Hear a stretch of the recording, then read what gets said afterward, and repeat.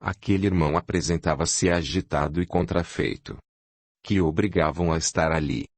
Não gostava do nosso trabalho, nem de nós. Fora apanhado no que identificava como armadilha. Pedira mesmo aos seus companheiros que o dispensassem da tarefa marcada para a noite, ou que, pelo menos, adiassem a sua presença ali, pois não se sentia preparado para levá-la a bom termo. Precisava de mais tempo, de muito tempo ainda. Não podia mais fazer o que viera determinado a fazer. Ironia. Logo ele que tinha uma enorme responsabilidade na sua instituição. Pela posição que ocupava, precisava dar o exemplo aos seus subordinados e viera exatamente isso, ou seja, para mostrar aos seus companheiros como se faz um trabalho bem feito. No entanto, fora derrubado pela raiz. Sentia-se constrangidíssimo. Tudo saíra errado. Viera especificamente para nos testar e ridicularizar.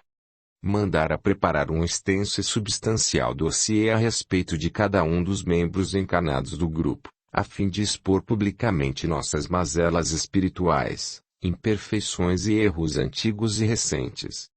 Desejava constranger-nos. E tudo saíra tão diferente. Já há algumas semanas vínhamos trabalhando junto àquela organização das sombras, uma das mais impiedosas das muitas que procuramos atender.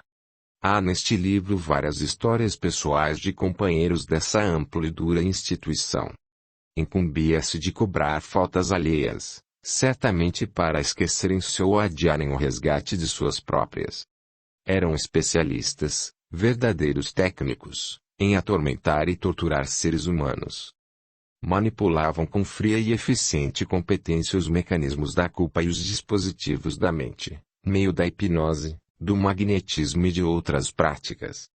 Como tivemos oportunidade de conversar com muitos deles, em vários níveis e estados mentais, foi-nos possível fazer um levantamento bastante completo, não apenas das suas estruturas como de seus métodos de trabalho. Eram procurados aqueles que tinham contas a ajustar com inimigos nas mãos e haviam sofrido. O caso era examinado em todas as suas minúcias e, se chegassem a um acordo proveitoso a ambas as partes, a tarefa nefanda era planejada e montado o dispositivo de cobrança que entrava em ação no momento oportuno. Ainda veremos, alhures neste livro, o caso do pai que após uma existência em que sofreu tormentos inconcebíveis ordem de seu próprio filho, levou o espírito deste acorrentado aos técnicos daquela tenebrosa instituição e pediu que transformassem o recém-desencarnado num cão. Assim foi feito. Ali, portanto, negociava-se com o terror, a vingança, a tortura, a angústia nas suas expressões superlativas. Piedade? Remorso? Nenhuma e nenhum. Não eram todos criminosos perante a lei. Na realidade, consideravam-se benfeitores da humanidade. Já pensou naquela malta solta e a perturbar? Quanto à estrutura administrativa da estranha e terrível organização, um de nossos médiuns teve a oportunidade de entrevê-la com auxílio de nossos mentores. Toda a hierarquia sentava-se em cadeiras dispostas em fila, numa espécie de escadaria, na qual, quanto mais acima, mais importantes os chefes. Lá em cima, na última cadeira, imponente como um trono, sentava-se a figura máxima, o dirigente maior. Nosso companheiro daquela noite não era o chefe, mas também não estava nos primeiros degraus da escada. Diríamos que era um dos componentes do segundo escalão daquela terrível hierarquia. Para entender o que ele vai narrar daqui a pouco, precisamos, antes, contar um episódio que se passou com um de nós, componentes encarnados do grupo. Findava-se já o dia e como nos encontrávamos em pleno inverno, as sombras da noite envolviam a cidade imensa e sofrida. Nossa companheira repousava das suas canseiras quando soou a campainha da porta principal de seu apartamento. Ao atender, não identificou prontamente a pessoa. Era jovem, parecia cansado e evidentemente estava tenso. Depois se lembrou dele. Semanas antes, ou seria meses, ele estivera ali, em companhia de um irmão mais velho, para instalarem um aparelho eletrodoméstico. Vinha ele agora oferecer seus serviços, pois era um trabalhador autônomo. A dona da casa nada tinha no momento para ele fazer. Havia, algo aflitivo nele, um tom mudo de urgência, de agonia tão bem dissimulada quanto possível, mas não menos angustiosa. Nossa companheira sentiu que precisava ajudá-lo de alguma forma. Não quis, humilhá-lo com uma esmola. Emprestar-lhe algum dinheiro? Também não parecia boa solução. De repente, como se lembrasse de algo que até então não lhe ocorrera, disse que tinha, sim, um problema que ele poderia resolver. Mandou-o entrar e indicou-lhe a tarefa, aliás, singela, sem nenhum caráter de emergência, e que ele executou prontamente, em minutos. O pagamento foi extremamente generoso, desproporcional ao serviço feito. Parece, no entanto, que ele entendeu que o trabalho fora apenas o pretexto para ajudá-los sem humilhações desnecessárias. Era tão jovem e simpático, parecia um bom menino, embora sofrido, batido pela adversidade da cidade grande e impiedosa. As agonias deviam ser muitas, porque exibira uma receita médica ainda não atendida para socorrer um filhinho de colo, e enquanto trabalhava perguntou à dona da casa se ainda encontraria um supermercado aberto. Vida dura, horizontes limitados e dores ilimitadas. Ouçamos, agora, o companheiro espiritual que viera preparado para nos submeter aos maiores vezames. Tomamos o diálogo entre ele e o doutrinador no ponto em que ele ainda reluta desesperadamente entre as razões pessoais que o puxam para um lado, e a fidelidade que deve aos seus companheiros de direção na terrível instituição das sombras. Mas eu devo fidelidade aos meus companheiros, diz ele. Você deve fidelidade também à verdade, retruca o doutrinador. Eu saí para testar vocês e acabei eu sendo testado. Como você se saiu do teste? Saiu-se maravilhosamente bem, acho eu, do ponto de vista ético. Porque com todas as informações de que dispõe no momento, você não se sente encorajado simplesmente a ignorar os seus sentimentos e a dizê-los. Portanto, você está provando que tem uma substância muito boa no seu espírito, a despeito dos seus enganos. É natural. O que você viu entre nós? Que somos espíritos falíveis, que estamos cheios de mazelas, de defeitos, imperfeições, como você. Somos todos irmãos. Não há grande diferença entre nós, não é verdade? Ouve, em silêncio. Quando retoma a palavra, sua voz está densa de emoção. Fala pausadamente, com dificuldades muitas e, pouco adiante, em pranto mesmo. Mas acontece, diz ele, que vocês costumam nos considerar como espíritos grosseiros. Maldosos. Não. Não. Aqui neste grupo não temos essa prática. Absolutamente. Insensíveis, perturbadores. Tudo isso é verdade, está certo. Embora o doutrinador continue a negar veementemente, o que é estritamente verdadeiro, ele prossegue. Está certo, sim. Nossa condição de trabalho nos coloca numa posição que, se encontrarmos alguém que precisa sair do caminho e podemos tirar, não olhamos os meios que vamos empregar. Sou franco. Nós o retiramos. Isso não os torna nossos inimigos, ouviu? Ele prossegue, inexoravelmente. Mas acontece, meu amigo, que, apesar disso, somos seres humanos também. Temos afetos. Temos familiares. Familiares que estão lutando aí, como vocês estão lutando. Numa luta até mais pesada. E eu tenho alguém aí, neste mundo de vocês que já me foi um filho muito amado, companheiro de mais de uma existência. E que tenho procurado ajudar, mas nem sempre os nossos meios surtem efeito. E eu tinha saído. Acho que você está começando a entender. Eu tinha saído para atender às tarefas programadas para mim. As tarefas programadas, o leitor já sabe quais são. Coletar todas as informações, preparar o dossiê, e ir ao nosso grupo para nos testar, como disse. Mas senti um apelo. Porque, você sabe, onde há alguém que a gente já amou, existe uma certa ligação que você não corta, mesmo que ele esteja em outra dimensão. Não corta. Eu senti os apelos aflitos. Não que ele apelasse para mim, que nem sabe da minha existência, mas senti seus gritos íntimos de aflição, o filhinho doente, e sem os meios. Neste ponto, o doutrinador lembrase com todo o impacto emocional do episódio que lhe fora narrado ao telefone pela companheira que, àquela altura, jamais poderia suspeitar das vastas repercussões do seu gesto. Ninguém seria capaz de imaginar aquele estranhíssimo conjunto de circunstâncias que levara à porta da casa dela alguém tão intimamente ligado a um dos dirigentes da organização que nos estava dando encarniçado combate. Mas ele prossegue. Então, em vez de atender a minha tarefa, fui primeiro puxado àquele grito de aflição e fui.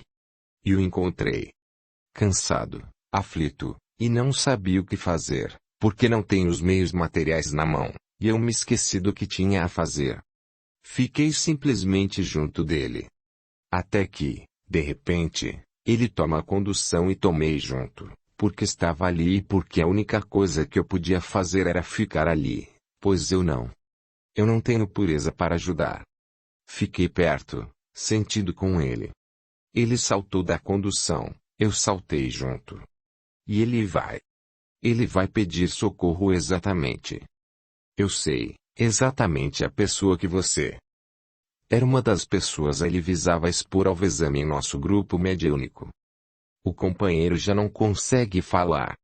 As palavras saem arrancadas, as frases se interrompem, cortadas pela emoção que o sufoca e ele exibe sinais de uma aflição física alarmante. Pouco depois nos explicaria as razões, como veremos. Ah, que dor!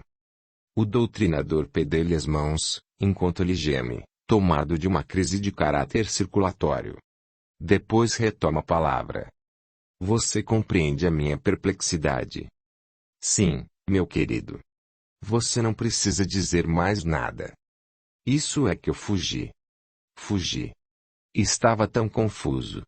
Fugi naquela semana e fugi de vir aqui, por quê? O que poderia eu dizer ou fazer esta noite, aqui, quando vocês me socorreram uma alma tão querida? Não posso emocionar-me porque ainda trago os sinais do que motivou meu último decesso. Desencanou, portanto, numa crise cardíaca. E se me emociono, começo a sentir os mesmos sintomas. Neste ponto damos-lhe passes, com o objetivo de aliviar as aflições circulatórias, resíduo da doença que, na última existência, causou a morte do corpo físico. Dentro de alguns instantes, ele parece restabelecido da crise psicossomática. Fim, respira aliviado e diz: Obrigado. O doutrinador retoma a palavra.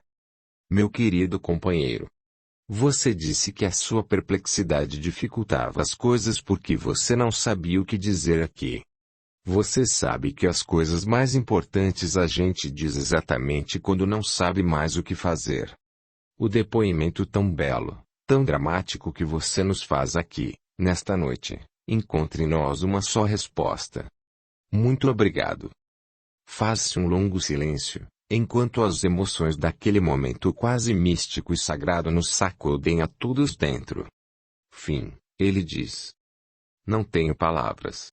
Vivo há tanto tempo descrente da bondade, descrente dos sentimentos puros e, de repente, é como se eu fosse apanhando uma onda que revirou tudo o que eu tinha construído. É muito desconcertante. Não.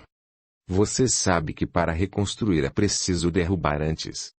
É sinal de que as construções que você tinha no seu espírito não eram aquelas que convêm à sua evolução espiritual. Você apenas verificou mais uma vez, porque já observou isso no passado, a força irresistível do amor eterno e que é pelo amor que a gente se redime, porque foi um gesto de amor que despertou o amor em você, reacendeu a chama que vacilava no seu espírito. Através de todos esses tempos você conservou a afeição a um espírito que está em provações difíceis. Muito difíceis. Muito difíceis.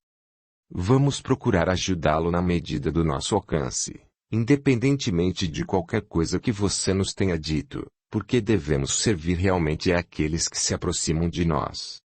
É um bom menino. Muito bom menino. A vida é um suceder de perplexidades, desconcertos e surpresas. Isso é verdade, mas apesar do choque emocional que ele causou, a surpresa foi salutar, foi positiva para você, porque o colocou em outro contexto. Você passou a examinar com mais interesse coisas que antes nem passariam pela sua cabeça. Mas, você olha para trás e você que antes via algo construído, de repente, só vê um vazio terrível. Você não vê nada. De repente, é como se você estivesse no meio de um deserto. Olhe para frente, para as coisas que você vai construir agora, nesse vazio. É preciso esvaziar primeiro o local para nele construir alguma coisa. Mas e o tempo que perdi? De repente, caí nesta realidade. O tempo. O tempo. Sim. Isso é verdade, mas você é um espírito imortal. Você dispõe de tempo para refazer as coisas. Você precisa aproveitar esta oportunidade que lhe foi concedida. Ah! Quanto tempo perdido! Estou numa confusão terrível. Olha. Vamos lhe pedir uma coisa. Você, evidentemente, não deseja mais voltar para aquela posição que ocupava lá, nem aquelas funções, aquelas tarefas que procurava exercer. Você está numa armadilha. Deve escolher outro caminho, tomar outro rumo. E também você descobriu que tem amigos aqui, entre nós. Não somos adversários, não somos inimigos, nem consideramos você um réprobo, um ser perdido. Somos companheiros, também com faltas. Você sabe das nossas falhas porque as trouxe aqui, hoje, para mencionar. De repente, me dei conta de que a bondade existe. É verdade. Você tem aí a matéria-prima para reconstruir a sua vida. Reconstruir com escombros. Que posso fazer para apagar tudo isto, como se não houvesse existido? Você não pode fugir da sua própria realidade. Você não poderá desfazer tudo o que fez. Está feito, acabado. Mas pode reconstruir, pode recomeçar em novas bases, com uma nova filosofia de trabalho, com novos propósitos. E um dia você terá a felicidade de estar junto com esses companheiros a tanto ama. Aceite, enquanto, a nossa oferenda de afeto. Eu vim aqui para agredir. Mas, meu querido, isso não importa. E tenho que agradecer. Não. Você não tem que agradecer. Agradeça a si mesmo a oportunidade que teve ao Pai, e ao nosso Cristo, pois atrás de tudo isso há um propósito de libertá-lo. Meu Deus, diz ele em pranto aos brados, arranque de mim a maldade. O doutrinador pede-lhe que não se aflija tanto e se propõe a orar, pedindo para ele um pouco de tranquilidade. Ele ouve, chorando baixinho, num terrível estado de angústia e desalento. Oramos também pelo jovem encarnado que foi seu filho em outros tempos. Ao concluirmos a prece, ele retoma a palavra. Tem um profundo carinho ele. Foi a única coisa de bom que eu consegui guardar dentro de mim. Não é a única coisa. Sim, eu não presto, não se iluda. Porque estou aqui assim, não pense que sou bom. Não pense que eu não iria prejudicar você, se tivesse uma chance. Se isso não tivesse acontecido. Sim. Tudo isso é válido. Estamos aqui com as nossas faltas, expostos às retificações. Nós, como você. Isso não importa. O que importa agora é que você precisa seguir outro rumo. Não se aflija ante a enormidade da tarefa que lhe cabe realizar. Deus está em nós. Você conta com o Cristo, tem recursos para refazer a sua vida, tem conhecimento, tem experiência. Do fundo do meu coração, não quero que ele cometa os erros que eu já cometi. Sim. Provavelmente ele está bem intencionado também. É jovem na carne e enfrenta as suas lutas e dificuldades, mas vamos tentar ajudá-lo. Vamos fazer aquilo que for possível. Você nos ajude com sua prece, sua vibração de amor, seu pensamento de compreensão, de caridade para as lutas não apenas dele, mas de todos aqueles que, em condições semelhantes, estão sofrendo consequências de passados erros. Ah! Vocês não podem imaginar a agonia de uma alma que quer ajudar um ser que ama e não pode. Sim, meu querido. Você pessoalmente, com as suas mãos, talvez não possa, porque, no momento, vocês estão em planos diferentes, mas existe uma força muito grande no amor, na prece. Deus é nosso Pai, seu, dele, meu, de todos nós. Você pode socorrer-se dessa fonte de energia para ajudá-lo, para acompanhá-lo com seu afeto. O simples fato de você colocar-se numa posição de retificação já contribui para que ele também receba outro tipo de vibração. Favor, se desejar dizer mais alguma coisa, estamos às suas ordens. Se não, você pode partir com os nossos irmãos para repousar e tranquilizar-se, para poder repassar tudo isso. Vocês são estranhos. Muito estranhos. Eu sei que ele sabe de tudo o que acontece, o companheiro que dirige vocês. Ele marcou a minha entrevista, com o grupo mediúnico. Eu disse o que pretendia fazer, mostrei o relatório e ele não me fez uma censura. Isso já me desconcertou. É uma coisa que a gente não sabe entender. É porque você estava em outro contexto, mas esta é que é a realidade do amor. É esta. Sempre achei um absurdo que o Cristo se deixasse matar numa cruz pessoas que ele mal conhecia. Mas isto é quase tão desconcertante quanto o que ele fez. Vejo que você observou muito bem a lição que lhe foi proporcionada pelo Pai, através das suas leis. Vejo que você percebe todas as suas implicações, as suas consequências, seus valores. De repente, é como se explodisse algo dentro da minha cabeça, e cada nova situação aumenta o meu estupor. Tenho vergonha de sair daqui. Não vou olhar essas pessoas. Dá licença. Você nos trouxe uma lição muito preciosa. Nós lhe agradecemos do fundo do ser a oportunidade que nos traz de servi-lo. Muito obrigado. Deus o abençoe. Não se envergonhe de ser bom, de demonstrar o amor, o afeto, nem de haver passado essa situação. Tudo é válido se estamos procurando ajustar-nos à verdade, à realidade do amor. Muito obrigado pela sua dramática e sincera confissão. Ah! Meus amigos! Se posso lhes dizer uma palavra, alguém que conhece a vida na carne centímetro a centímetro, as desilusões, as dores. Aproveitem a vida no bom sentido, porque eu não soube aproveitar enquanto estava aí. Depois. Meus Deus! É tarde. A dramática advertência feita com enorme dificuldade porque as palavras são arrancadas, uma a uma, entre lágrimas incontroláveis. Não. Não é tarde. Você vai poder recomeçar. Tenha paciência. Não se desespere e não se aflija mais do que o necessário. Segue, então, com o nosso companheiro. Você vai entender melhor as coisas agora. Vá em paz. Que Deus o abençoe. Não é tarde, não. É sempre tempo. Há muito tempo para que você recomece. O tempo perdido está realmente perdido, mas você pode usá-lo bem daqui para frente. Está bem? Muito obrigado. Muito obrigado. Não adianta dizer as palavras. Se eu pudesse, tirava o meu coração e o botava em cima desta mesa.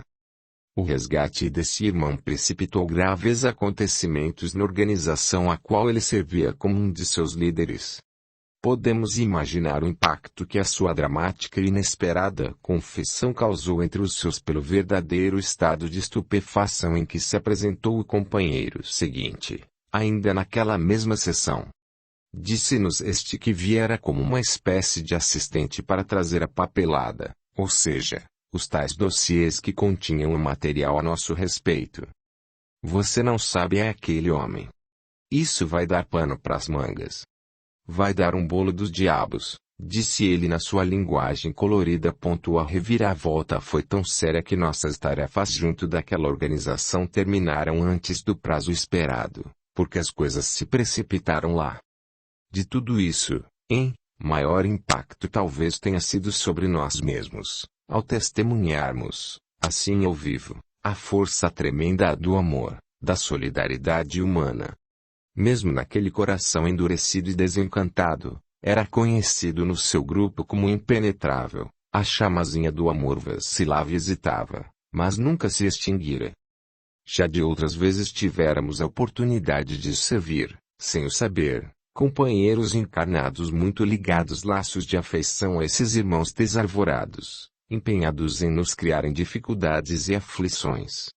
Este foi, caso que mais fundamente nos tocou o coração, pelo seu denso conteúdo humano.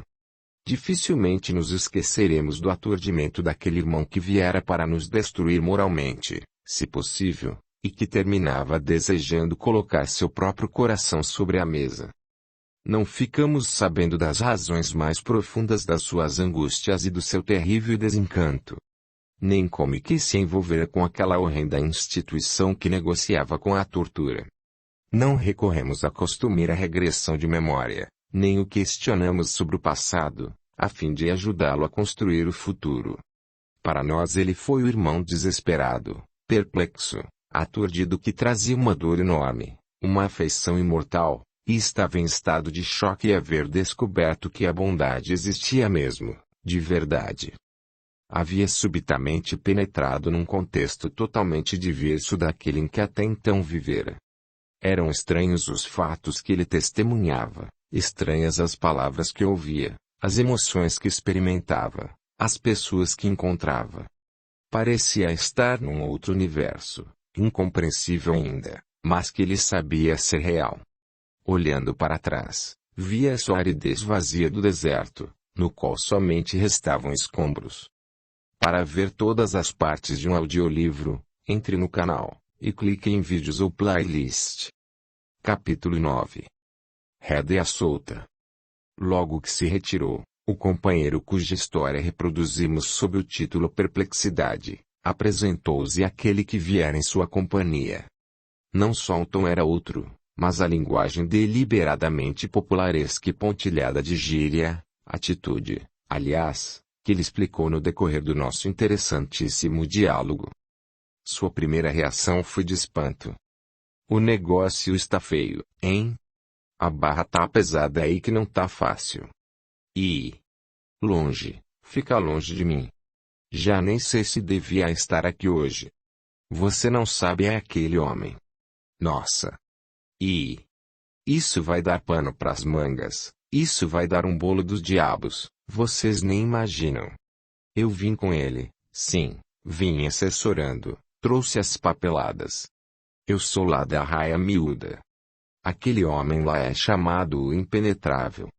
E dá uma dessas. Olha, vocês são bruxos. Eu não quero nem conversa, nem olhe pra mim, favor. Que eu dou minhas pernadinhas, também, claro. Tenho lá meus servicinhos, que dou conta. Ali, certinho, tranchão. Que faço? Executo ordens. Sou eu que faço os bedéis aí, médiums, ficar no que eles chamam em condições, sabe? Sou aquele que faz a aproximação. Sabe? Alô, como vai? Você é um ótimo tarefeiro. Está vendo como você está executando bem? E isso, aquilo, e aquilo. E vou preparando ali o ambiente do fulano para ele ficar, como eles dizem lá, receptivo. Sim, mas não com essa linguagem que você está usando aí. Depende. Depende do ponto. Se é um que usa essa linguagem, tenho que falar assim. Para você lidar com o jovem hoje, meu caro, se você usar outra linguagem, eles nem te ouvem. Você tem que fazer a linguagem ali, Para isso é que eu sou o preparador. Aí, depois, vem o outro. Depois que ele já me aceitou, já está ali na maior fraternidade, vem um companheiro mais sério. Tenho conseguido muita coisa. Olha, nunca saí para um serviço que voltasse sem trazer ele cumprido. Minha parte está ali, com todos os detalhes. Depois, ele aqui encaminha direito ou não, aí não tenho nada com isso. Minha parte ali é aquela. Então você é um trabalhador respeitado, considerado. Respeitado. Como é que você disse que está lá atrás na hierarquia? Estou. Por que não faço parte da escadinha? Que você está lá. Você gosta daquele trabalho? Gosto. O que você está fazendo lá, a não ser isso? Está esperando o quê? Você acha que isso já é pouco, é? Você está pensando que sou um João ninguém qualquer? Quer que eu use uma linguagem erudita? Posso usar também. Conforme o ambiente. Não, desculpe. Minha pergunta não foi bem formulada. O que eu queria perguntar é se você tem algum objetivo futuro com a sua permanência lá. O que você visa? Claro que tenho, meu amigo. Quando o pessoal todo estiver lá. Olha, já desocupou uma cadeirinha, do companheiro que o precedeu ali no grupo mediúnico, que, pelo jeito que eu vi, esse aí não volta. Se voltar, tá na degola. Já posso conquistar a cadeirinha. Já é um começo. Mas o que você disse que quando o pessoal todo estiver lá? Como é isso? Quando a gente tiver com o esquema todo pronto, claro que vou ter também meu lugarzinho. O esquema para ocupar aquele determinado lugar, ora. Cada um vai ter o seu e eu também vou ter o meu. A gente já está preparando o lugar para quando voltar para aí, como vocês dizem, não é? Reencarnação. Eles estão preparando o caminho. A gente faz isso. Preparando o caminho para quando chegar aqui já ter o caminho aberto, direitinho. Ninguém vai barrar a trajetória da gente. Vamos chegar lá. E depois de ter esses lugares todos, o que vocês vão fazer? Fazer o quê, meu amigo? Vamos controlar o negócio. Controlar, dirigir, ué. Pregar o evangelho. Ué, e isso? Claro, vamos pregar a doutrina que serve para o homem, doutrina adaptada. Mas isso é outro ramo lá que cuida. Você deve saber tudo direitinho, ou você apenas cumpre ordens? Não. Discutimos. Você faz parte também dos que decidem. Eu não decido, propriamente, mas posso opinar. Lá tem muita disciplina. Lá com a gente não é de qualquer jeito, não. Tem que ter disciplina, tudo ali certinho, cada um faz o seu trabalho, espera a sua vez. Você então não é dos últimos, como disse. Em comparação com ele. Você não tem uma cadeirinha lá. Agora, já não digo que não tenha. Já tem uma vaguinha. Então você não está preocupado com ele? Não. Preocupado com ele, que? O problema é dele. Nesse mundo, meu amigo, é cada um si. Não tenho nada com ele. Não é dele só, porque você disse aí que é tudo disciplinado. Sim, mas na hora da decisão pessoal cada um responde pelo que faz. Não tenho nada com ele. Achei ridículo o papel dele aí, mas nem falei nada, porque respeito. Ele é um superior meu. Superior você respeita, mesmo que ele esteja na pior, você continua respeitando. Você, então, acha aquilo tudo lamentável. Tremendamente. Perdeu uma excelente oportunidade. Eu já tinha ouvido lá que ele ia ser promovido. Perdeu chances excelentes, mas, enfim. Eu é que não vou perder a minha, meu amigo. Isso vou dizer uma coisa, se fosse vocês eu me cuidava. Sabe que me cuidava? Me cuidava, porque o que vem aí, não está no gibi, como vocês dizem aí. O que vem aí é barra pesadíssima pro lado de vocês. E vai logo prevenindo que não é desses que tem o coração mole, não. A vida o forjou diferente. É como ferro fundido, que não se dobra. O doutrinador lembra que não dobra, mas pode quebrar. Ele responde que sendo boa liga, isso não acontece. Se foi a vida que o ensinou, lembra o doutrinador, não teve também o ensinamento das boas coisas, como, exemplo, o amor. Essa conversa só é desde o tempo que existia aquele quarteto, lembra? Que quarteto? Aquele quarteto, assim, em X. Ah, sim. Essa conversa vem desde aquela é. Eu já te conhecia. Eu era de lá, sabe? Acabou o negócio lá, eu mudei. Sei, mas o amor já existia antes do quarteto. É necessário traduzir essa linguagem cifrada para o leitor. Há alguns anos, se trabalháramos junto a um grupo composto 4 líderes autônomos, cada qual com a sua estrutura própria, mas que se reuniam regularmente para traçar planos e discutir técnicas de implementação.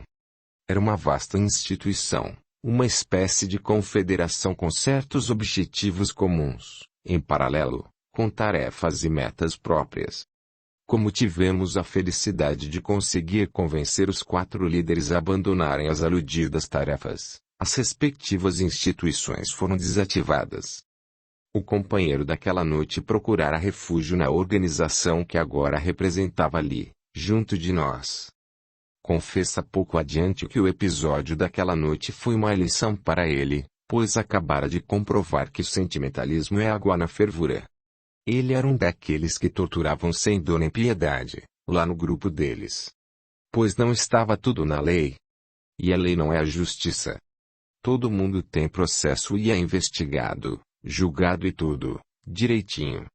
Defesa? Não. Para que defender criminoso? Uma vez provada a culpa, o indivíduo é agarrado e submetido às penas da lei. Tudo simples e direto. Se ele também tinha cometido crimes. Sim, crimes menores. Uma torturazinha, exemplo, diz o doutrinador. Esses são crimes úteis, diz ele. Eles dão experiência.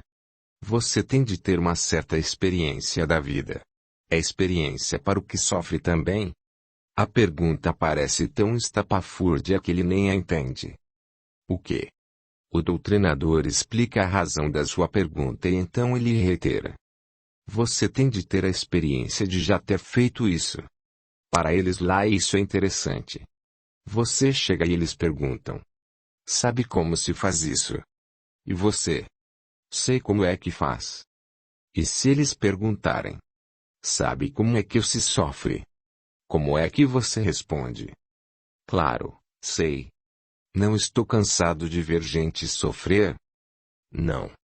Você já experimentou? Você disse que tem de fazer para saber. Não é isso que você disse? A pergunta parece apanhá-lo de surpresa. Ele faz uma pausa e volta a um assunto já abordado, alegando que o doutrinador cotará-lhe a frase. Eu estava dizendo que o que vem para vocês aí. Se eu fosse você saía de baixo. Mas eu não cortei. Não. Você disse isso. Mas eu não terminei. Não vai ser fácil, não. Você também já disse isso. Já falou. A essa altura ele começa a ficar meio confuso, mas ainda animado. Ao mesmo tempo em que aconselha que não nos metamos na vida dos outros, o doutrinador lembra que o trabalho dele consiste precisamente em se meter na vida dos outros, pois é um homem de contacto, para recrutar os tais B10 encarnados para colaborarem nos objetivos da sua instituição. Ele até aproveita para falar em alguém que bem conhecemos e que, a seu ver, está fazendo um trabalho magnífico, pois é uma grande inteligência. É amigo nosso, diz ele. Não é como o doutrinador que ficou parado no tempo, com as suas ideias medievais, atrapalhando os que querem passar. Ainda naquela mesma noite acabávamos de eliminar uma pessoa utilíssima. Foi causa das nossas ideias retrógradas que aquilo aconteceu. É preciso tirar essa gente toda da canga, gozar a vida.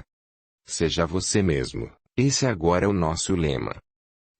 Diz ele, já um tanto exaltado. Acha mesmo que submetemos o companheiro que o antecedeu à hipnose para ele dizer o que desejávamos que ele dissesse? Aliás, reconheciam todos que dispunhamos de certos recursos, não muito leais, a seu ver. Sabiam muito bem que todos os seus companheiros que compareciam ao nosso trabalho estavam se arriscando e precisavam ter o máximo cuidado. Era o mesmo que entrar a mosca na casa da aranha. Quando a gente vem aqui eles já dizem: você já vai para a casa da aranha. Cuidado com a teia. Os bobos caem na teia. E ele era bobo. Não tem resposta, mesmo porque, disse, de início, que era um homem temível lá na instituição deles. E comenta: você tem uma linguagem tão... Às vezes tenho a impressão de que você usa a linguagem cifrada. Estou aqui falando tanta coisa e você diz uma palavra que não encaixa no que eu digo. Não é bem isso. O que ele reconhece, mas não quer admitir explicitamente, é que certos comentários, às vezes, pegam-no de surpresa e ele não tem como refutá-los. Você não servia para ser músico, retoma ele, visivelmente tocado em algum ponto, mas ainda firme, pelo menos no tom de voz. Você ia ser daquele que desafina toda hora. Ia atrapalhar a orquestra. A orquestra está ali, tocando, pá pá pá, e você? Pim. E pronto. Aí para tudo. Suas imagens são vivas, diz o doutrinador, mas não fazem justiça à sua inteligência. São muito vulgares. Ele fica algo desapontado, mas desculpa-se, dizendo que se habituou a tais expressões para abordar determinadas pessoas e elas se tornaram quase um hábito. O objetivo do doutrinador é mudar o nível da conversação, uma vez que percebe no companheiro algo mais profundo do que faz supor aquele colorido palavrório. Mas ele insiste que precisa daquela linguagem, não propriamente vulgar, mas popular, pois é esse o seu trabalho. E aqui, novamente, fica o doutrinador com uma oportunidade de dizer algo que o leva a uma pausa para pensar. Você está muito dentro de casa, diz ele. Precisa sair mais em campo para ver qual é a linguagem que se fala aí. Mas você está se queixando exatamente porque eu saio em campo. Longa pausa. E depois? Ué. Não estou dizendo. Ele solta uma notinha assim dissonante, ó. Sabe o que aconteceu, meu caro? É que quando a orquestra está desafinada, a nota afinada parece fora de propósito. E ele, meio irônico. E o amigo, certo, tem a nota afinada? Não, mas o evangelho tem. Nova pausa, mas ele volta à carga. Meu amigo, você me desculpe, mas estou habituado a essa linguagem. O evangelho de Jesus já era. Mas vocês não querem as estruturas exatamente para pregar o evangelho. Mas a gente vai pregar um evangelho, não é o evangelho. Mas em que ele muda? Espera. Você não tem nada a perder. Espera. Pouco adiante, quando o doutrinador fala sobre as mensagens falsas que estão sendo divulgadas, ele se finge muito ofendido. Falsas? Que é isso, meu amigo? Falsas, não. Se você disser adulteradas, sim, mas falsas, não. A essa altura, já temos dele um retrato psicológico razoavelmente fiel. Embora o diálogo ainda prossiga algum tempo, a magnetização começa, a fim de podermos alcançar o núcleo principal de seus problemas pessoais. Ele ainda propõe um acordo de última hora. Assinaríamos uma declaração, segundo a qual nos retiraríamos do trabalho ou introduziríamos modificações fundamentais. Era, aliás, o documento que o seu superior trouxera e com o qual pretendia encerrar as negociações conosco, após haver exposto todas as nossas fraquezas e mazelas. Propunham, exemplo, uma reunião semanal durante a qual atenderíamos a consultas específicas de orientação, às quais, é claro, eles dariam toda a cobertura necessária. Poderíamos até, disse ele, usar roupas próprias, de vez que isso impressiona muito bem os assistentes e consulentes. Outra opção estava em recebermos comunicações de pessoas desencanadas, com todos os detalhes, nomes, datas, tudo. Seria fácil para eles desenvacar tais coisas.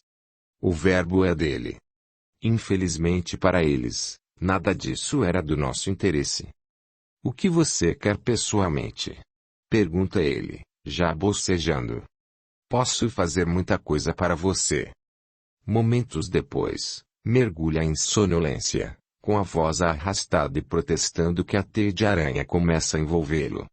Faz um esforço sobre-humano para levantar a cabeça e despertar, mas não tem mais o controle da situação. O doutrinador propõe-lhe a regressão no tempo, onde estiverem as lembranças que o perturbam. Sua primeira palavra, após uma longa pausa, é um nome de mulher. Evangeline. Evangeline morreu. Onde você está? Quen. Morreu. Como foi que ela morreu? Nas patas de um cavalo. Você estava lá? Você a viu morrer? É você?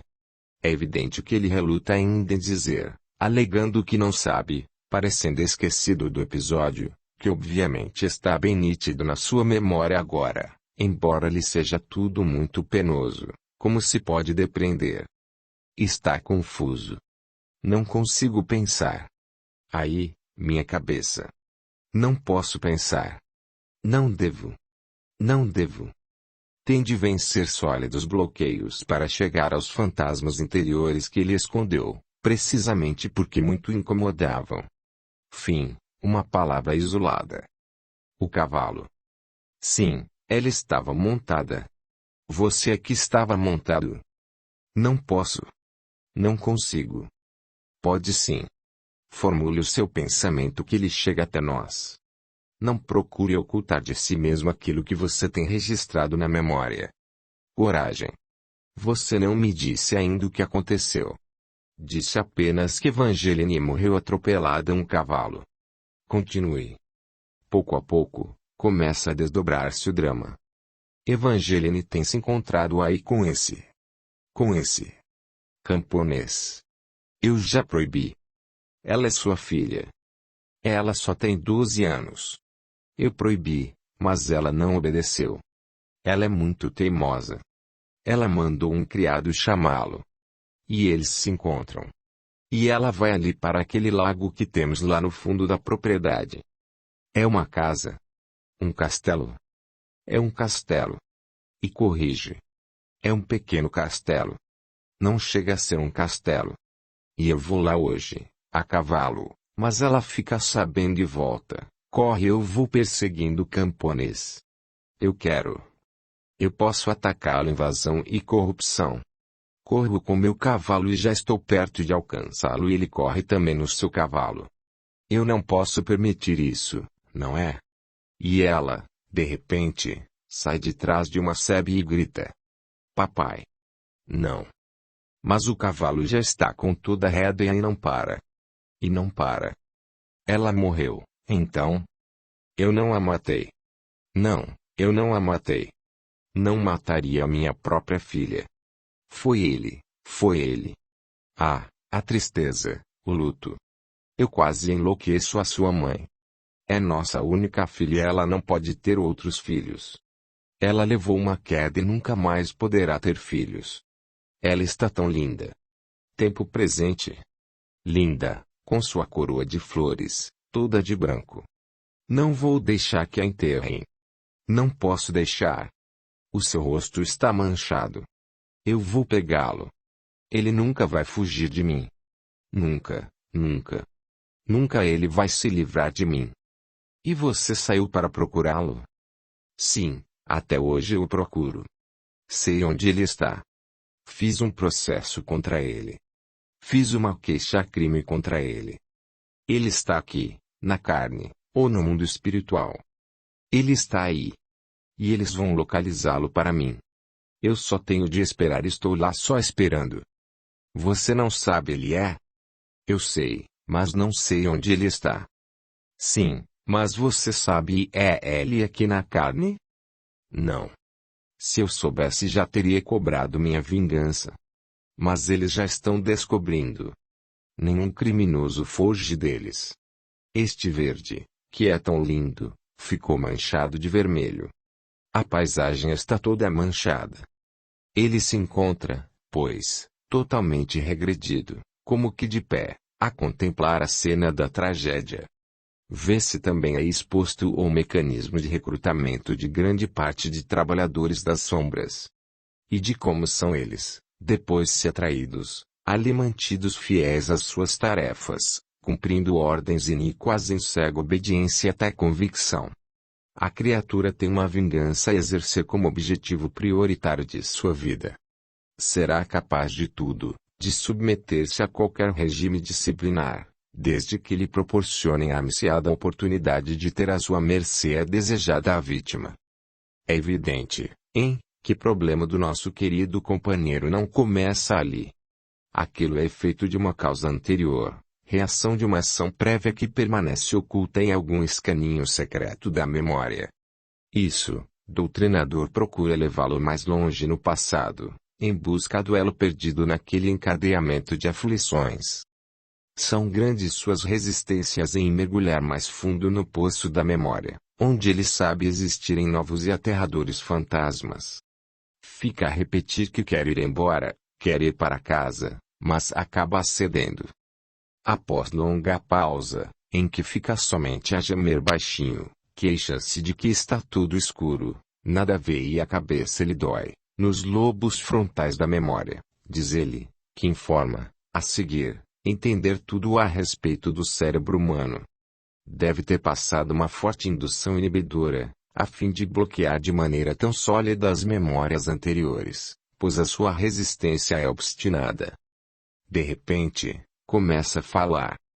Os sinos estão dobrando. Todas as manhãs. Que os sinos dobram. Alguém morreu. Onde estou? É uma estrada. Eu vou ao enterro. Insiste em dizer que está confuso e que não vem à sua cabeça o nome da pessoa morta. Não sabe. Tanta gente morre. Está confuso, dói a cabeça. Não posso, não quero lembrar nada. Não quero ver. Eu cometi um crime, mas não vou ficar trancado numa prisão. Matei uma jovem. Tenho um amigo e fiz esse amigo pagar pelo crime. Mas como foi isso?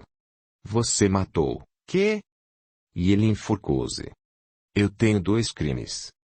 Pela morte da jovem e pelo amigo que se enforcou? Sim. Ainda reluta, contudo, em dizer que matou a moça, dizendo que não sabe. O doutrinador lhe faz um apelo veemente. Meu filho, tenha coragem. Favor, vamos contar tudo, para você poder entender esse drama. Coragem. É horrível. Eu queria muito determinada peça de ouro e vou consegui-la. Essa menina que conheço, ela vem. Estou hospedado aqui. É a casa de uns amigos. E ela é filha dos donos da casa? Sim. E ela me surpreende, e eu a matei. E como é que é o amigo que ficou com a culpa? Ele dormia. Eu troquei a sua faca pela minha que estava suja do sangue dela. Tínhamos bebido muito na noite anterior, durante a noite. E você ficou com a peça de ouro? Eu não podia, porque não queria passar ladrão. Eu gritei socorro.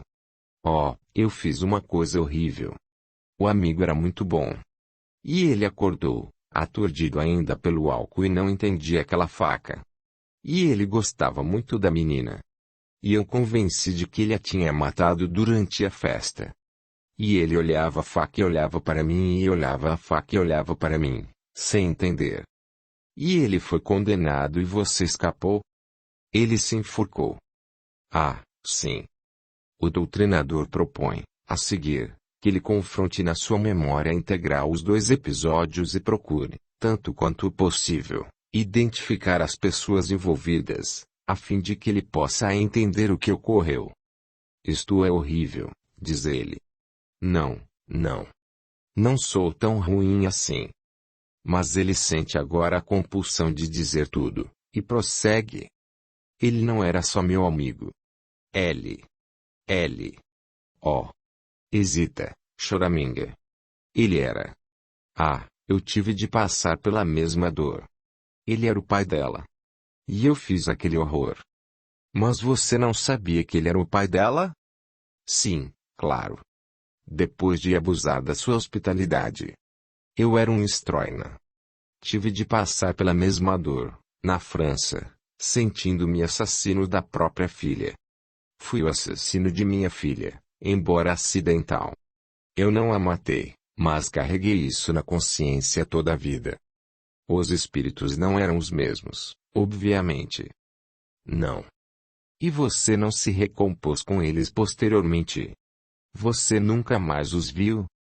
Tive medo deles. E nem estes mais recentes. Evangeline moço. Ah, este você disse que estava procurando para vingar-se.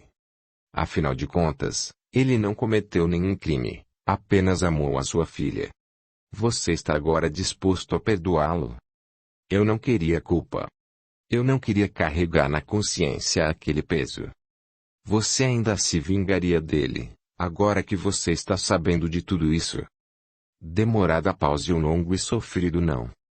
Era isso, meu querido. Essa conclusão a qual estávamos desejando que você chegasse. Mas eu não o matei. Sei, mas você disse que estava querendo localizá-lo para vingar-se. Oh, que horror! Está tudo entendido agora. Um dia eu estava tão desesperado que resolvi que ia me matar. Eu já estava com o veneno preparado. Mas, coisa estranha. De repente, apareceu-me a minha filhinha, linda como no dia da sua morte, com a mesma roupa em que eu a vi último e com a coroa de flores. E ela disse: Papai, você não me matou, papai. Foi a lei, papai. E eu olhava e não via.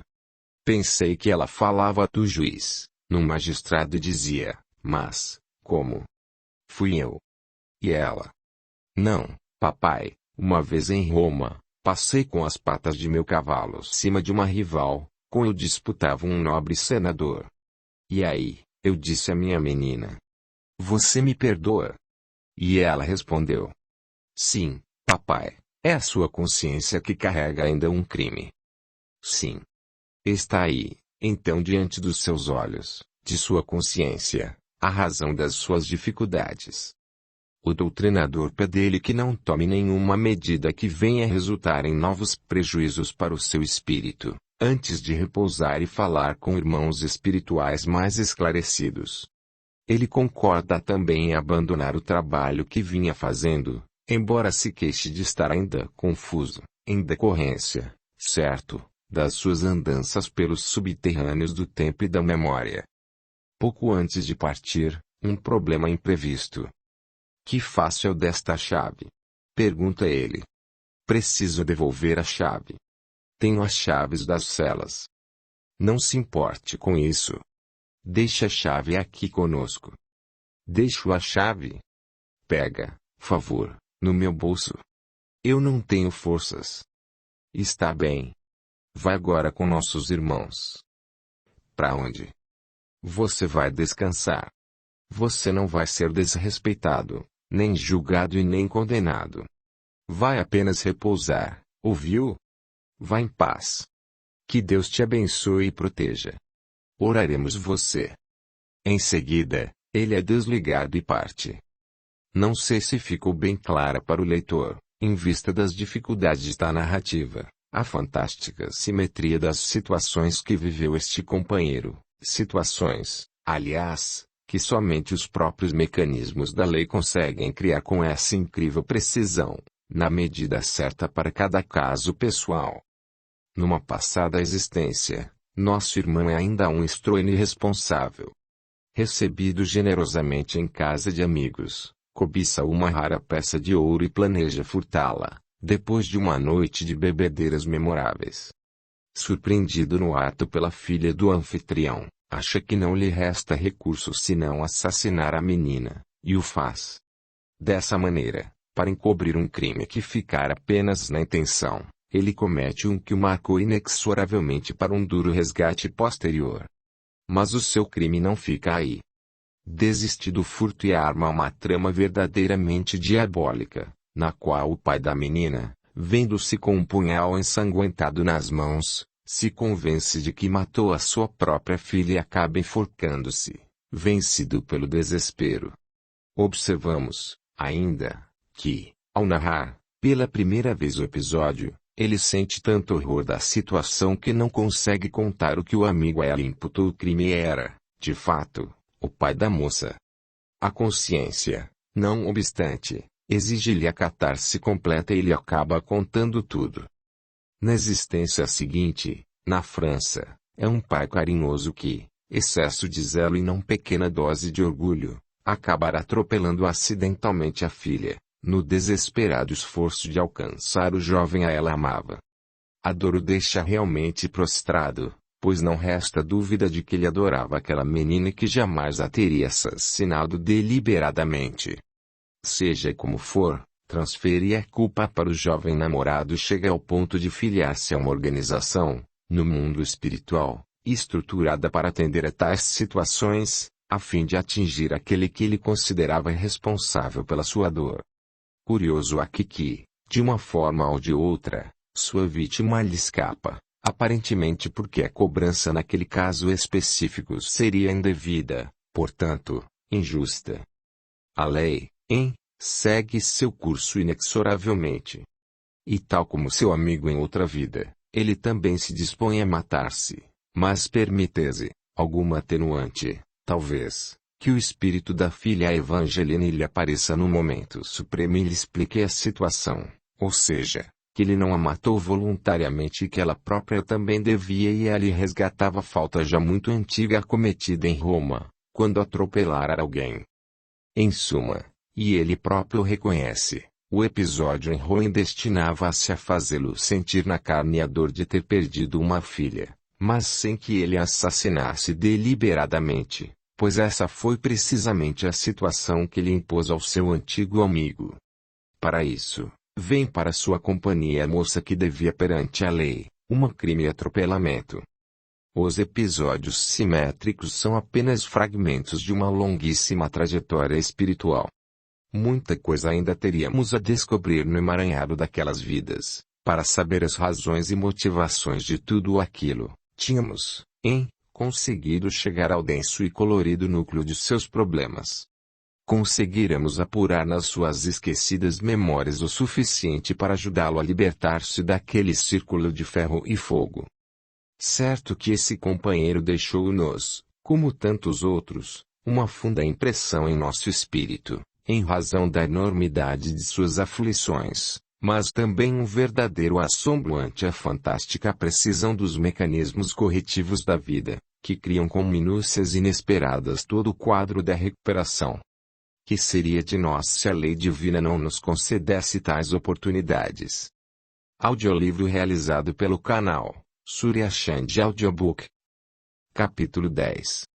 O cão de Dom Afonso. Na semana anterior ao encontro com este companheiro, cuja história se vai ler a seguir, sustentamos um dramático diálogo com aquele que dirigia a instituição junto à qual estávamos trabalhando já há algum tempo. Tocado num ponto sensível, talvez o único que conservara no seu atribulado coração, o nosso querido irmão não teve mais condições de continuar o seu trabalho. Depois da conversa conosco, voltou à sua organização e expôs lealmente aos seus amigos comandados as razões que o levavam àquela duríssima renúncia. Causou, como é de supor-se, terrível impacto a sua fala. No aturdimento geral que se estabeleceu, as estruturas físicas da comunidade entraram também em desagregação. Era o caos que se instalava.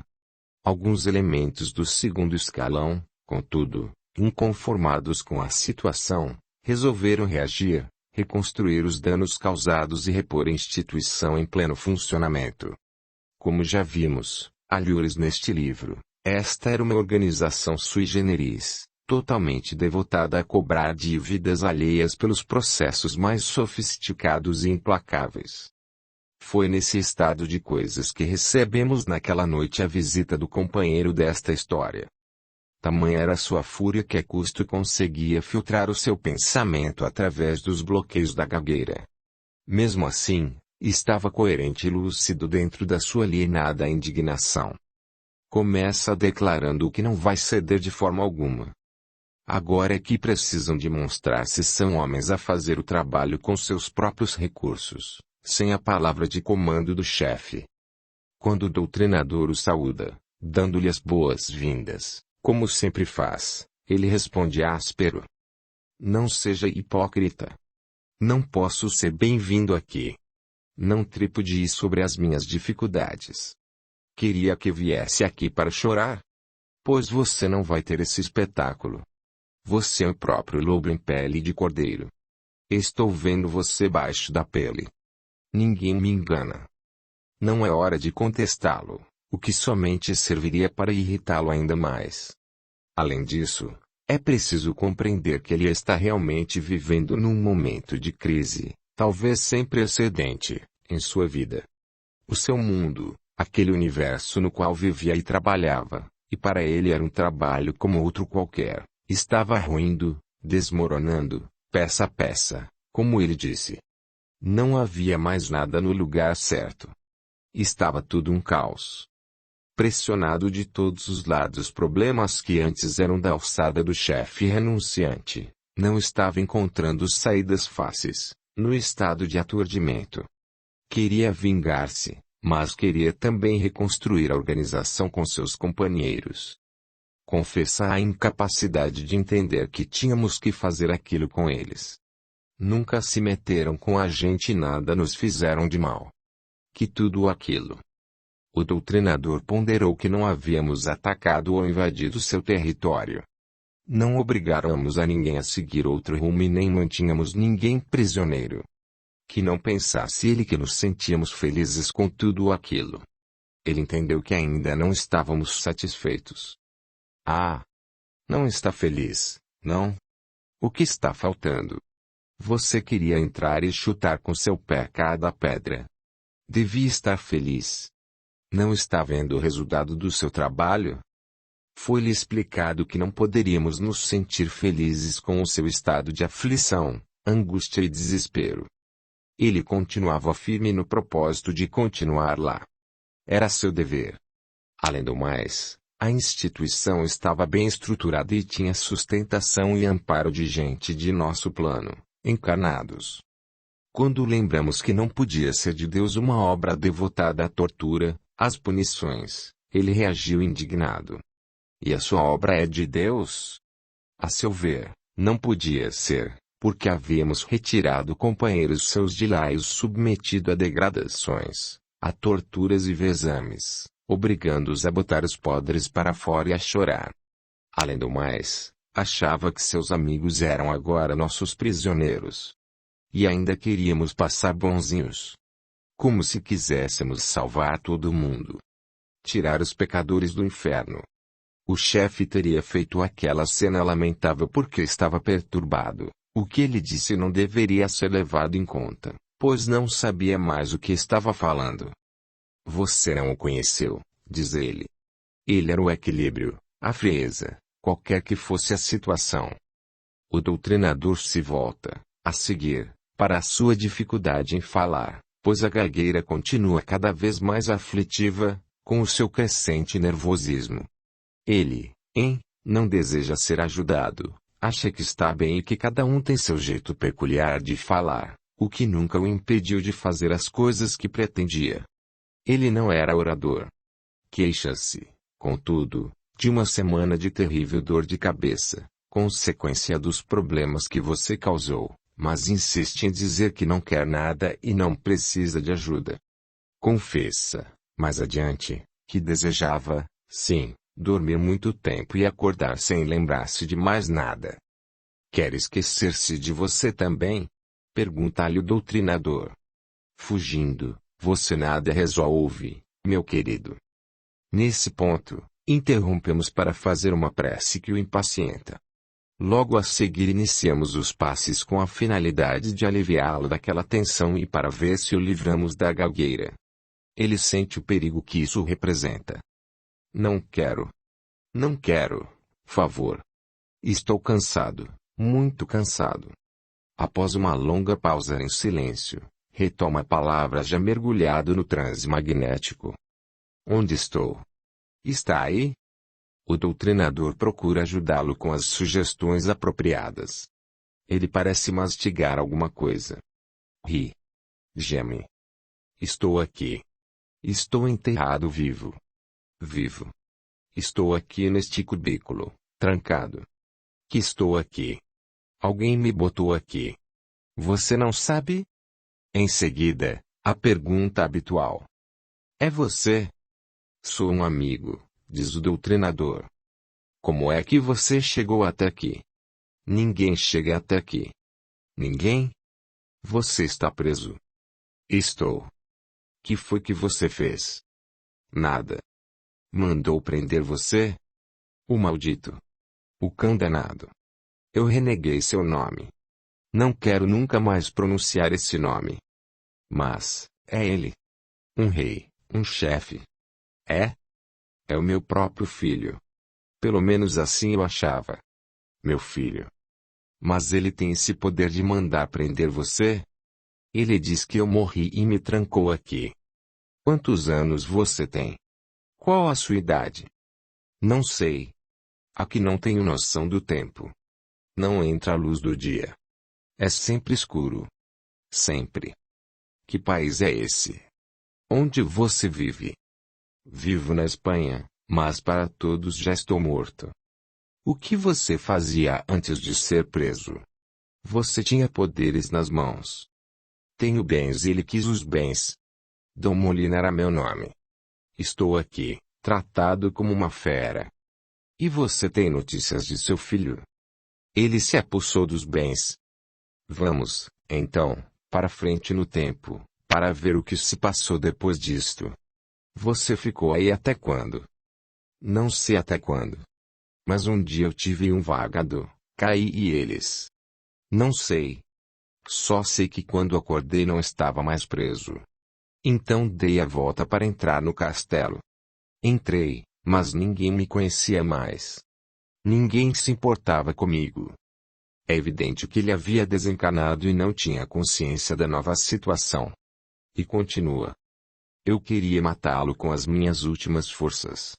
Quando cheguei lá, ele estava na sala cheia de amigos. Homens que conheci, crianças e as mulheres devassas. Corri em cima dele e apertei-lhe a garganta, mas ele ria de mim.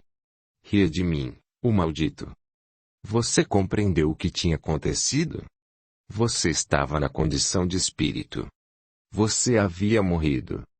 Mas ele está de tal forma envolvido na regressão que não admite a observação do doutrinador, e prossegue.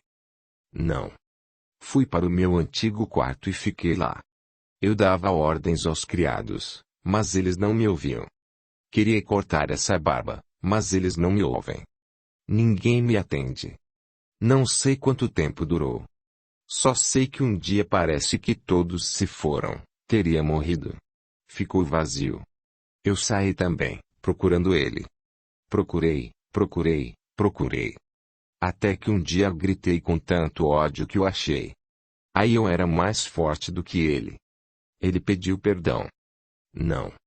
Eu o amarrei pela corrente e andei com ele até chegar a um lugar onde fui acolhido. E aí contei o que tinha acontecido e o juiz me perguntou. O que você quer fazer? Eu disse. Quero me vingar. Você ainda não se vingou? Eu disse. Não. Eu já mordi, já o lacerei todo, mas não estou satisfeito. Ele perguntou o que eu queria fazer dele. Eu disse. Ele nunca me obedeceu. Eu gostaria que ele fosse um cão, desses bem obedientes. Aí eles fizeram dele um cão. E eu carreguei durante muito tempo. Batia nele. E agora? Ele foi retirado. Ele sumiu de repente. Com a interferência dos nossos companheiros espirituais, muitos seres deformados, mutilados e alienados começaram a ser resgatados daquele tenebroso mundo de torturas inconcebíveis. O filho de Dom Molina deve ter sido um desses. Mas prossigamos. Você queria se vingar ainda? Pergunta o doutrinador. Queria, mas agora não sei mais. Estou tão confuso. Mas você não acha que chega? Meu coração ainda não está saciado. Queria ver o sangue dele correr. Escuta. Presta atenção. Dom Molina, não é? Sim. Dom Alfonso Molina.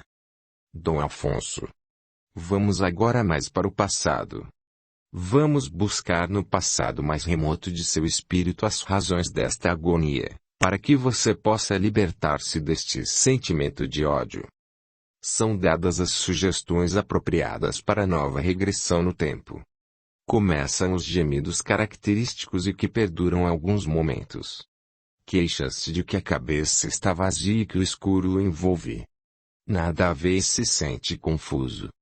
Fim, começa a falar. Água. Muita água. Um barco. Você está nesse barco? Sim. Quero falar. Falar com. Não sei. Não tem importância. Depois você diz o nome. O que você quer falar com essa pessoa? Quero que ele me faça um favor. Quero que ele leve um menino e o faça desaparecer. E ele argumenta. Ele quer uma bolsa de ouro. Não, eu trouxe uma e ele quer duas. Mas que você quer fazer desaparecer o jovem? Porque se ele não estiver, eu sou o herdeiro dos seus bens. Você é irmão dele? Não, sou o tutor. Sou um parente longe. Se ele não estiver, os bens e o título me pertencem. Que título? De nobreza. É um título, um brasão. Onde você vive? Que país é esse aí? Recusa-se a dizer. Mas isso não importa muito. Você conseguiu que ele fizesse o trabalho para você? Sim. Você deu as duas bolsas. Dei. E ele levou o jovem que sumiu, desapareceu? Sim. E você ficou com os bens. Tive que esperar um tempo.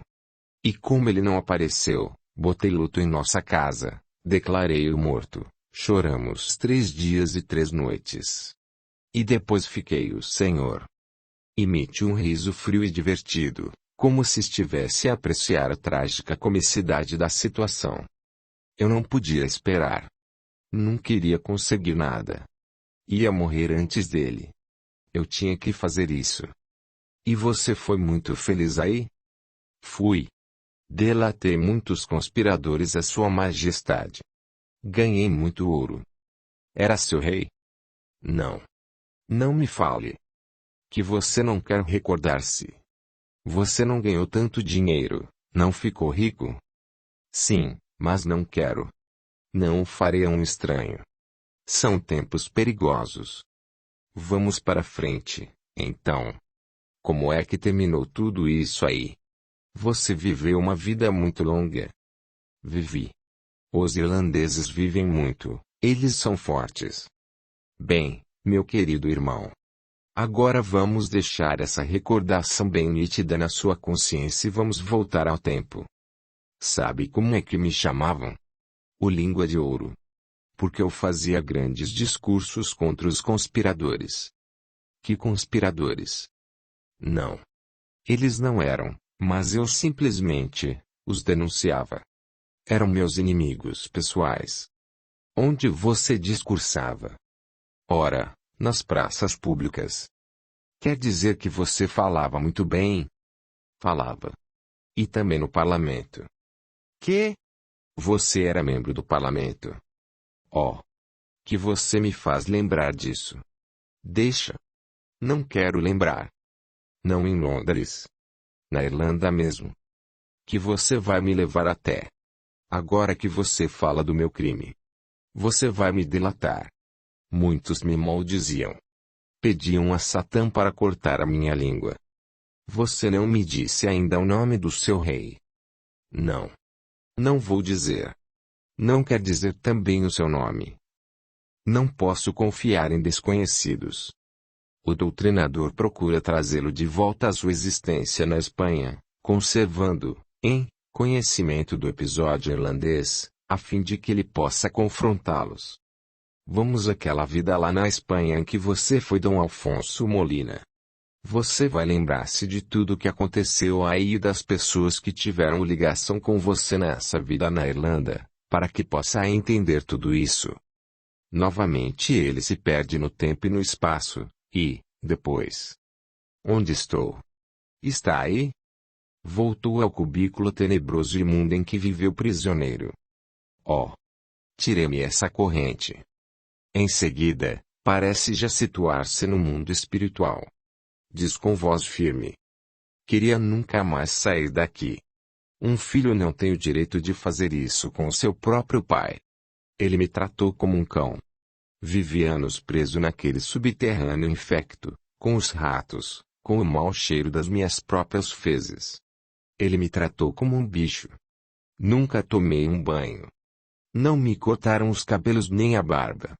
Você sabe o que é isso? Viver anos e anos. E você quer que eu perdoe? Mas você está se lembrando da sua existência na Irlanda. Aquilo não tem nada a ver com isso. Não mesmo. E o jovem? Eu precisava daquilo. Precisava dos seus bens, da sua posição. O seu filho também precisou dos seus bens, da sua posição. Mas onde está esse juiz que me condenou? A sua própria consciência. Como é que você decidiu, na Irlanda, condená-lo? Queria os seus bens, não é? O título, a posição. Está compreendendo as razões? Agora é tarde. Perdi tantos anos querendo me vingar nele. Perdi a noção do tempo, das horas, dos minutos. Das suas próprias culpas também, não é? Um momento. Você está se lembrando bem da sua vida na Irlanda, não está? Você não vê que passou, nessa existência na Espanha, aquelas mesmas coisas que fez passar ao outro lá? Que, portanto, você estava passando uma provação, a fim de compreender que não se pode destruir as outras criaturas. E como é que você toma vingança na sua mão? Ele me tratou como um cão, eu simplesmente retribuí.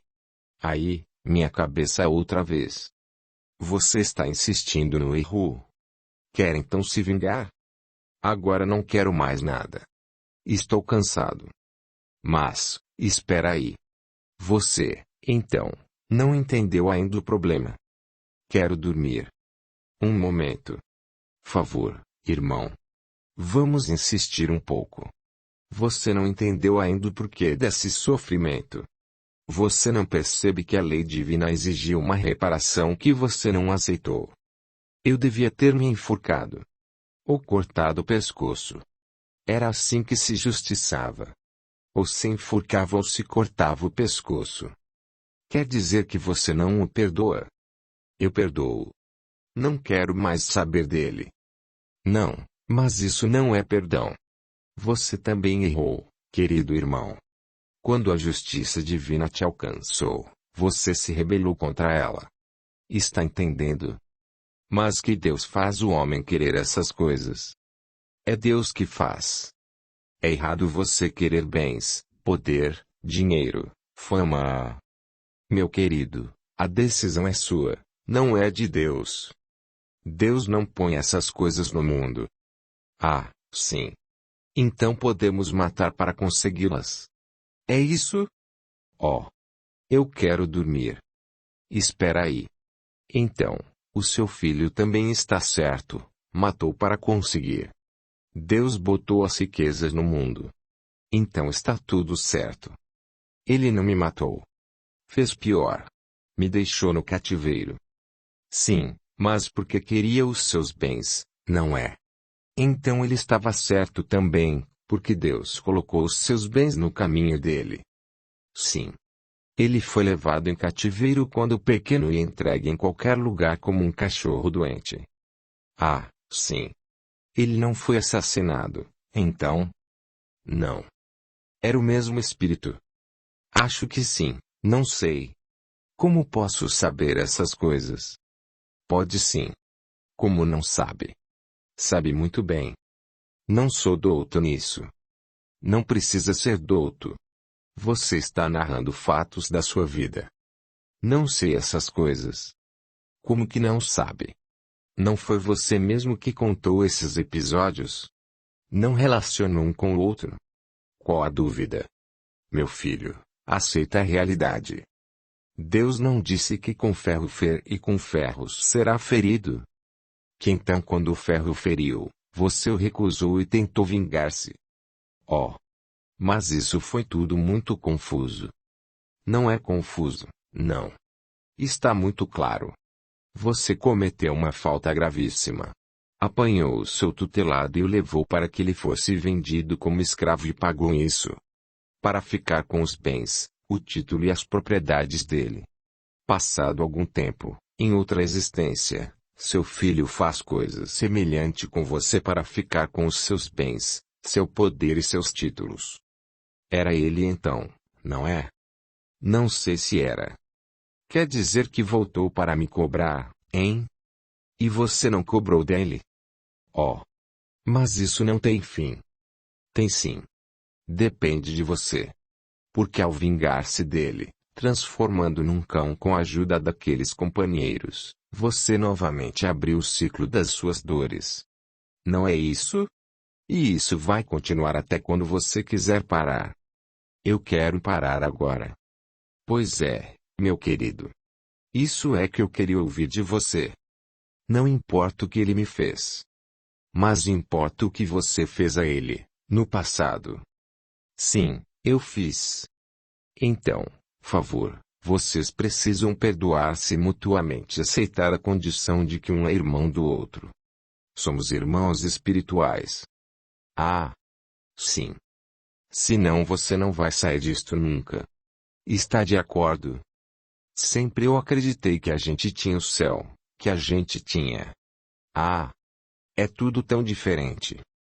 O céu é uma condição espiritual que a gente próprio constrói com os seus atos, como também estes infernos de tormento em que você viveu tanto tempo. Agora creio que é hora de parar, de encetar outro tipo de vida, com outras opções, outras soluções. Quer experimentar isso? Quero. Quero qualquer coisa que me tire esta agonia. Você nota que está falando normalmente agora. Não tem mais aquela dificuldade de falar, a gagueira, que também era devido àquela ocasião em que você usou a palavra para caluniar, para condenar, para destruir pessoas com a sua fluência, com o seu poder verbal, a sua facilidade de comunicação. Daí a dificuldade de falar. Está entendendo isso também? Sim.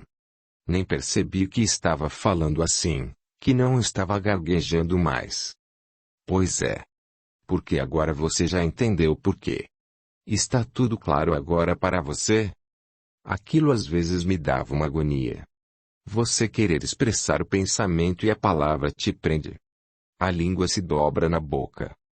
Porque no passado você expressou mal o pensamento, através de uma palavra muito brilhante. Eu não sei amar, não sei sentir. Me ajuda, me mostra um caminho. Sabe, sim. Nós aprendemos. Todos nós temos que aprender a amar. Você nunca amou ninguém? Sim, sim. Amei. Via sempre um lado prático do amor, uma conveniência. Mas todos nós temos no mundo espiritual aqueles seres com os quais temos uma ligação mais estreita. Não me lembro de nenhum. Você vai se lembrar. Não agora, porque não vamos prolongar mais a conversa. Você já recordou o suficiente para entender os seus problemas. Sempre escolhi as mulheres que podiam me dar mais projeção e mais vantagens. Isso não é amor, é interesse, mas você chegará lá também. Não se aflija. Que vão fazer meus companheiros lá? Todos nós temos amigos espirituais, todos somos filhos de Deus. Sua preocupação com eles é indício de um cuidado fraterno. Esteja certo de que eles não ficarão abandonados, como você também ficou. Agradecemos a sua presença hoje aqui. Agora você vai partir com nossos irmãos para repousar, dormir, esquecer um pouco. E depois, reconsiderar tudo isso, para colocar-se em outra perspectiva e escolher outros caminhos. Está de acordo? Acho tão difícil acreditar, porque sempre ouvi falar no Cristo e repetia, mas nunca senti nada a ele. Bem, você não pode começar a sentir de repente. Isso é um sentimento que você vai ter que construir aos poucos. O importante agora é que você abandone esta situação de vingança, de ódio, de rancor, de aflição espiritual porque você tem vivido na tensão do ódio que nada constrói, nada realiza de útil, de positivo no seu espírito. Tem paciência agora. Tenha calma para recomeçar uma vida sobre outras bases. Está bem? Sim. Está bem, meu querido. Desculpe-se, às vezes, nosso diálogo foi um tanto áspero e fomos, de certa forma, forçados a trazer todas essas recordações ao seu espírito. Elas eram necessárias para que você entendesse as razões da sua dor. Minha vida é tão podre, não é? Não, meu filho. Você é um companheiro que errou, como todos nós erramos. Você pensa que somos puros, sem defeitos. Somos também espíritos que erram. Passou a dor de cabeça, não passou? E você está falando normalmente. Devemos a oportunidade deste encontro, desta conversa, que começou difícil e termina fraterna, ao Cristo, que derrama sobre nós todos o seu amor, a sua compreensão, e ao nosso Pai que sempre nos dá os recursos para seguirmos a caminhada evolutiva. Confie em Deus. Vocês devem ser prediletos dele. Não, meu querido. Somos irmãos. Temos falhas também, grandes, e estamos tentando corrigir, melhorar as condições do nosso espírito. Todos nós somos prediletos. Somos criados iguais e protegidos igualmente, com as mesmas oportunidades, não é isso? Estou tão cansado. O espírito é adormecido e retirado. Parece-nos desnecessário qualquer comentário adicional. Sua história aí está, em todas as suas implicações. Em algumas centenas de companheiros tivemos apenas 4 ou 5 muito afligidos pela gagueira. Um deles passou a falar normalmente assim que regredindo a uma existência na Grécia, na qual dera início ao processo doloroso que repercutiria em sua vida posterior, também na Espanha. Ao retornar ao contexto da vida na Espanha, voltou a gaguejar. Suponho que seja isso devido ao fato de que não estava ali o episódio que o levou à dificuldade em expressar-se. Já Dom Afonso Molina descobriu na existência na Irlanda não apenas a razão do problema com o filho, mas também as causas da sua gagueira. Ele era lá o língua de ouro, pelo tremendo poder verbal que empregou com perícia em destruir seus inimigos políticos, falando da tribuna do parlamento e nas praças públicas. Um dia ele voltará para usar seus talentos a serviços do amor. Fim. Este audiolivro foi postado sem qualquer intuito financeiro, e representa uma contribuição do canal Surya Chand Audiobook, para aqueles que necessitam, como é o caso dos deficientes visuais, e como forma de acesso e divulgação para todos, levando esclarecimentos para os admiradores da doutrina espírita. Lembre-se de valorizar e reconhecer o trabalho do autor, adquirindo suas obras. Se inscreva, ative o sininho e receba as notificações de novos audiolivros. Junte-se a nós em Telegram para receber notificações no seu celular. Veja o link na descrição do vídeo. Gratidão.